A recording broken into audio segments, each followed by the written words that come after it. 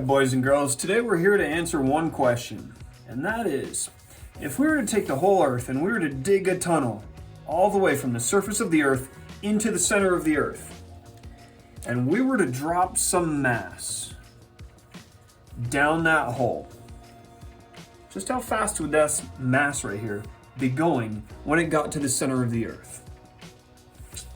Now the way I've drawn this, you'll see we've got the whole Earth here, the radius of the Earth, the mass of the Earth, and what I've done is simply sectioned away or cut away part of the Earth so we can see our little tunnel that we've dug all the way to the center of the Earth here.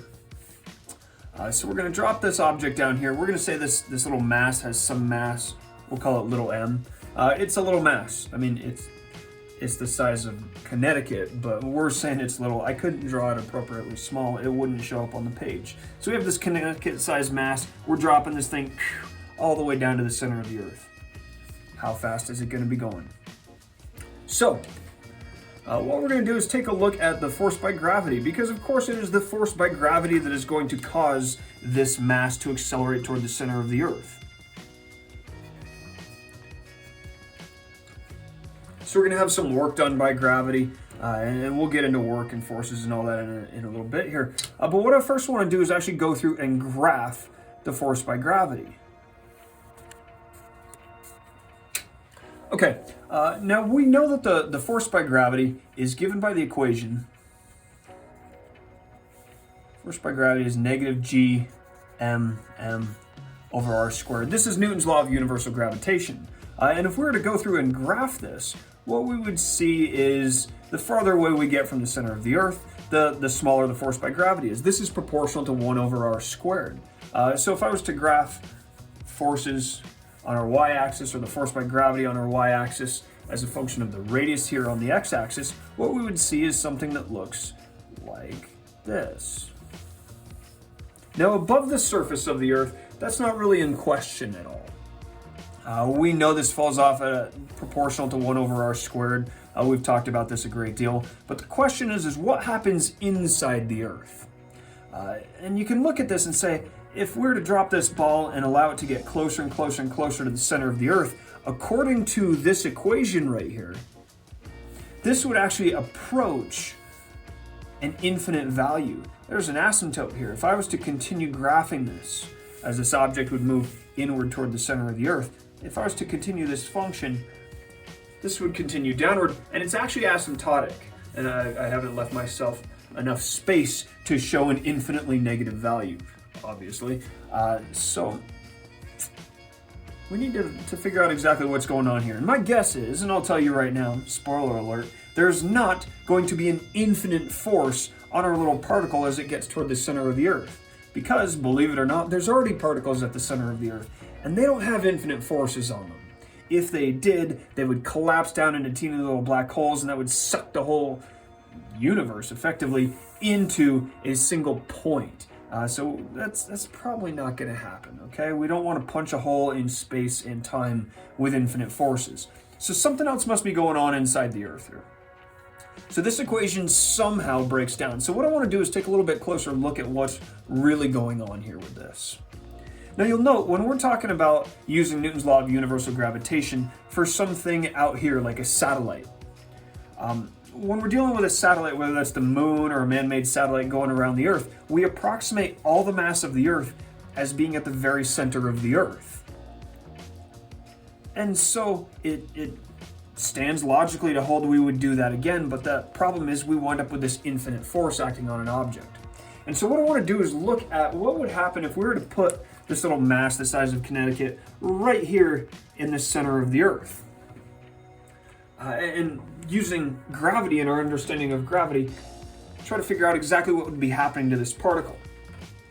Well, really, this is telling us about the gravitational force between any two particles. And so if I was to put an object right here in the middle, it would be getting pulled up toward the northern part of the globe by mass up here, maybe some particle sitting right there, Santa's workshop.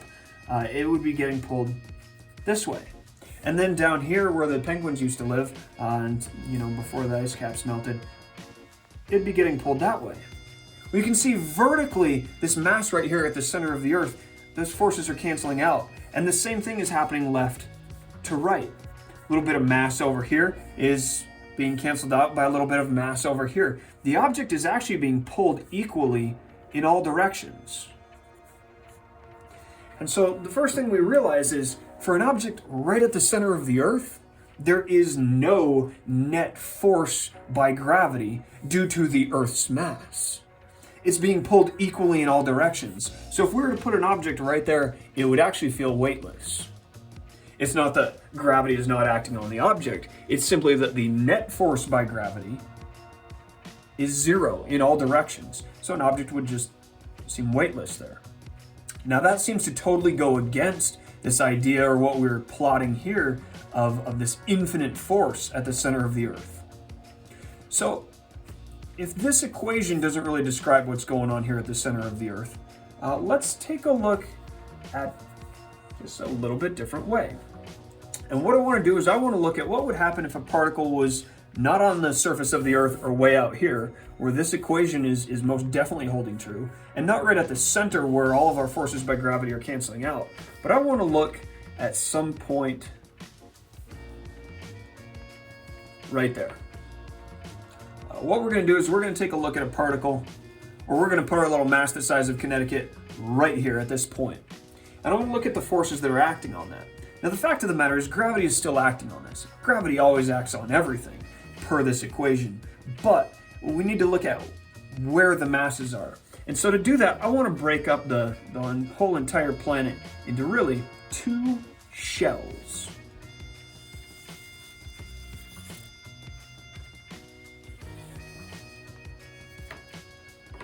For a particle right here, there's some mass that's within a sphere of radius that is equal to the distance between this particle and the center of the Earth. So we're going to say this is some radius. It's not the big radius of the Earth. We're just going to say it's a little radius. How about, wait for it, little r. So if we were to put our mass the size of Connecticut right here, it's at some radius little r from the center of the Earth. And this gets into sort of an interesting thing, and this is something Newton came up with a shell theorem is what it was called, or is called. And that is as follows. The mass inside this sphere of radius r, where r is the distance between this particle and the center of the Earth, that mass is going to be causing this particle to accelerate toward the center of the Earth. We can approximate all of that mass as being right here at the center of the Earth. All of the mass outside of this shell effectively cancels itself out. Now there's a great deal of math that goes behind proving this, and Newton did a whole bunch of calculus. You could even argue he invented a whole bunch of calculus in order to prove this, so I'm not going to do all that right now. What I am going to do is just show you this sort of real quickly and real generally as a bit of an approximation. It is not a mathematical proof. But what I want to do is take a look at the mass in this outer shell, the mass outside of this inner sphere.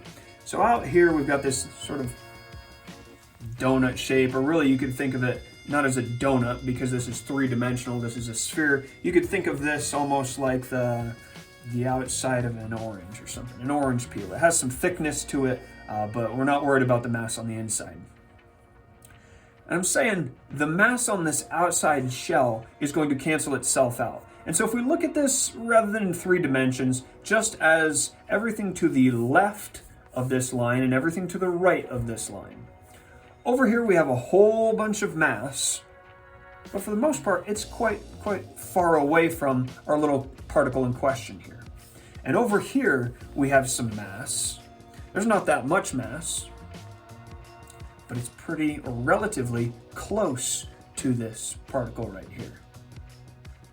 And ultimately what happens is the left side of this shell cancels out with the right side of this shell. And so the net effect there is that the mass in this outer shell is not creating any net force by gravity on this particle right here. It's Newton's shell theorem. And what this does ultimately is this allows all of our little issues that we've run into so far to be resolved. When a particle is out here, because it is outside of the entirety of the Earth's mass. So for something like a satellite sitting over here, we can approximate all of that mass as being at the center. It also resolves this issue of when an object is at the center of the Earth. There is no mass inside of the shell. All of the mass is outside of that shell. It's all canceling itself out. And so if we want to figure out how fast this particle, the size of Kinetic, is going to be going when it hits or reaches the center of the Earth, we need to keep this in mind. I'll explain exactly what I mean. This force by gravity is going to act on this object as it moves inward. But the force by gravity is going to vary as the radius changes. Now, force by gravity is not just going to vary because the radius is changing, but because the effective mass is varying.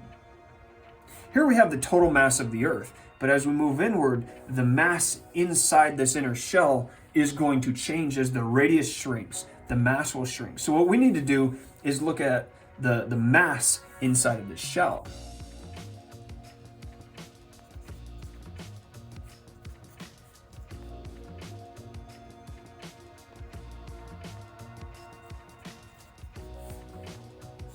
Now, when I say shell, I don't mean a hollow shell. This is a solid sphere. So you could say this is the mass of the inner sphere if you want it to, whatever sounds pretty to you. But it's this inner shell that we're dealing with. So in order to know the mass of this inner shell, we need to know how much stuff there is. We really need to know its volume, and we also need to know its density. Now, what we've been given in this problem is the mass of the Earth and the radius of the Earth.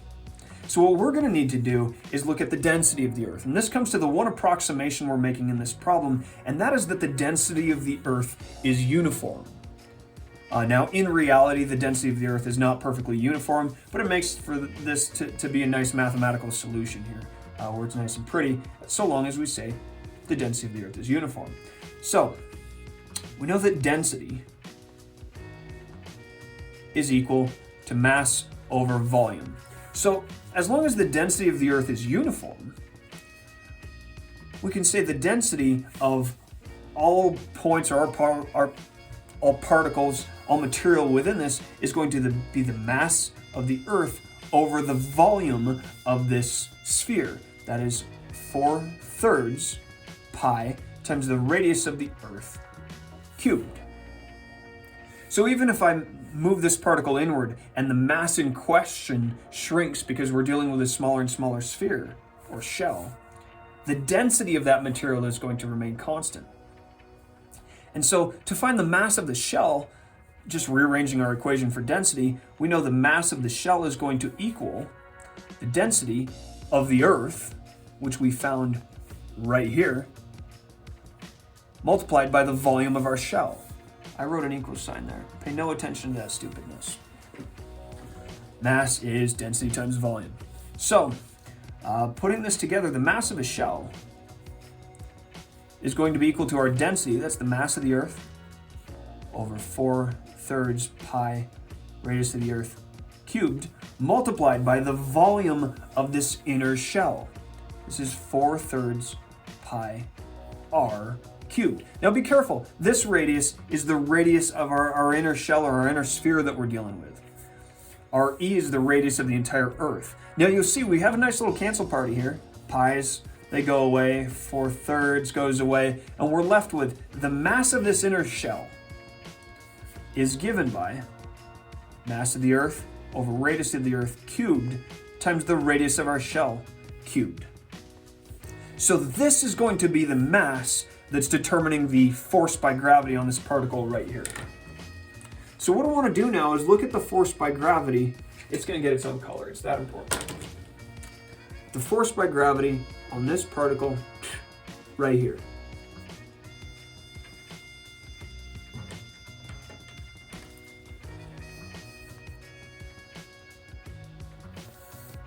Now we know the force by gravity, or the force on this particle as it's inside the Earth, is still going to be given by this equation, but what we have to do now is apply this equation to our particle, which is sitting right here. So I'm not going to rewrite this, I'll just start filling values in here. I'll say this is the force by gravity on the particle inside Earth.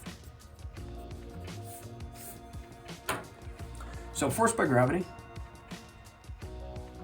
is going to be given by negative g times the mass. Now this is not the mass of the Earth.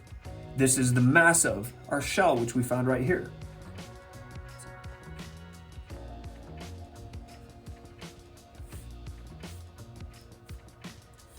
This is the mass. And then, of course, we have our mass of our particle, the size of Connecticut. I don't know the mass of Connecticut.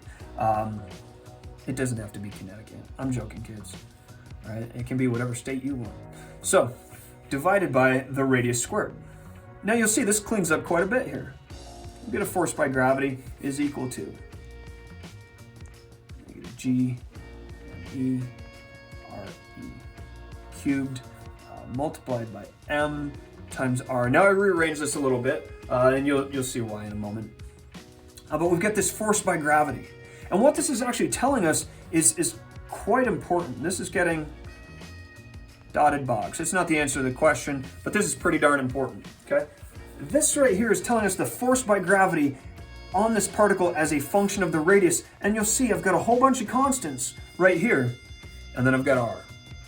And so what this means is the force by gravity on this particle inside the Earth, it's gonna look like this. This is just a linear function. So what's actually happening here is as this particle moves from the surface of the Earth inward, the force by gravity is steadily decreasing. Now it does stand to point, and I'm a little embarrassed that I haven't pointed this out yet, is the force on the surface of the Earth is mg. And so as this particle moves inward, the force by gravity on it is going to decrease, or really I should say the net force by gravity on that particle is going to decrease. So what's actually happening as we go inside the Earth is this force by gravity is changing. So I'm going to say this is the actual force.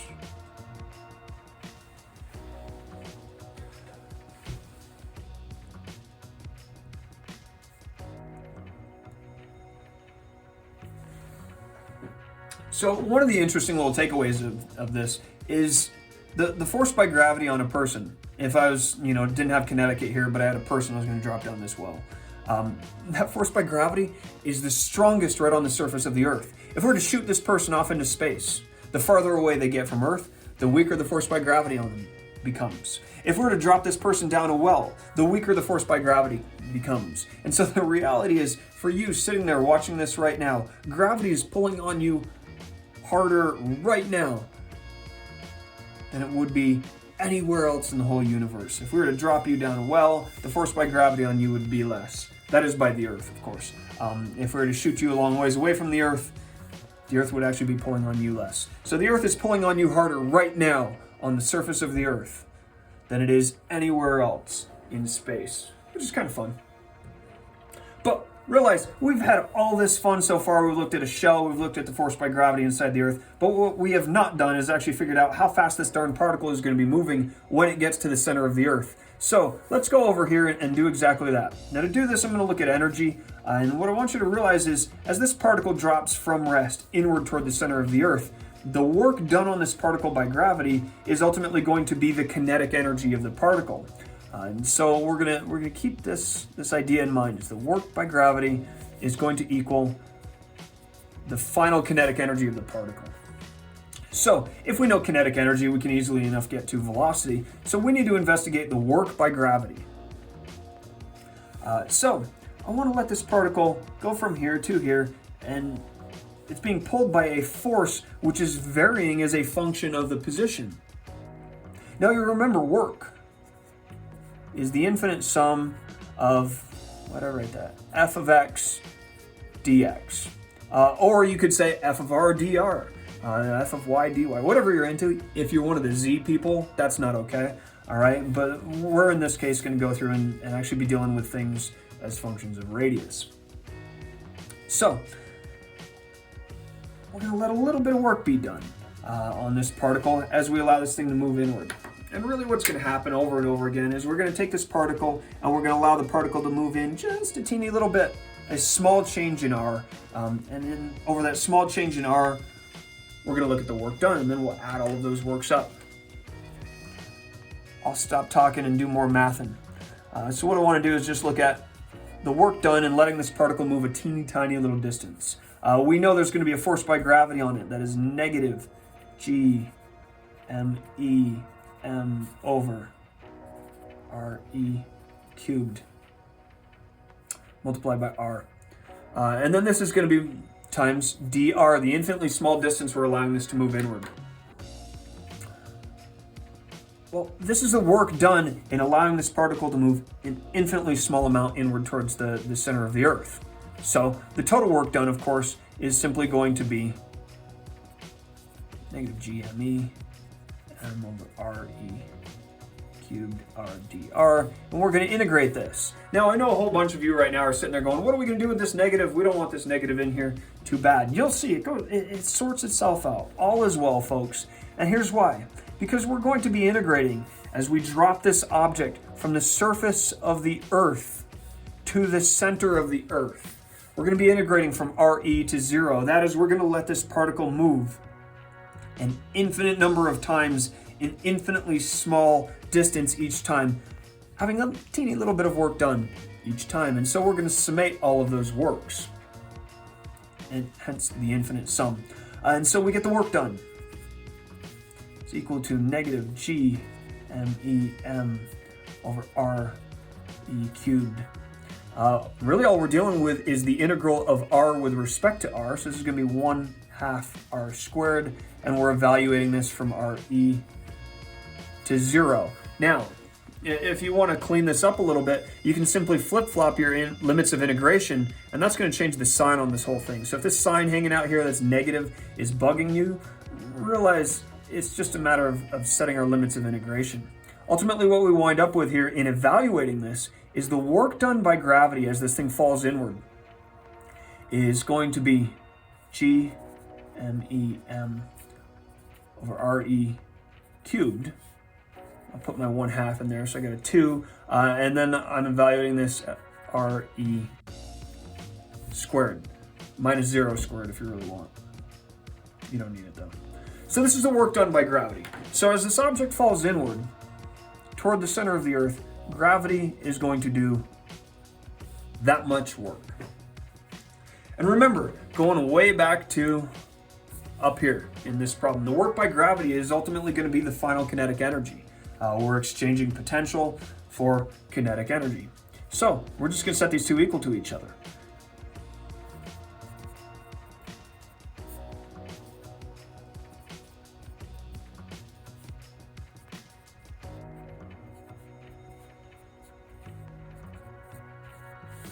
Now the nice part here is we get a whole bunch of stuff cancels out, and I could have canceled out this re squared earlier, but I didn't. We're going to get the m's cancel out.